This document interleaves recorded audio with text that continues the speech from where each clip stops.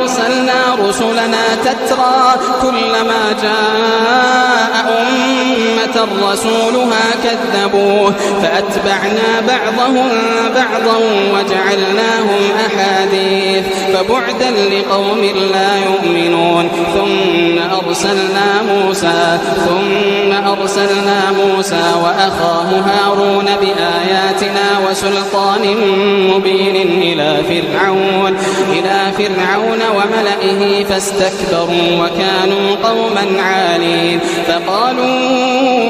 أنؤمن لبشرين مثلنا وقومهما لنا عابدون فكذبوهما فكانوا من المهلكين ولقد آتينا موسى الكتاب لعلهم يهتدون وجعلنا ابن مريم وأمه آية وآويناهما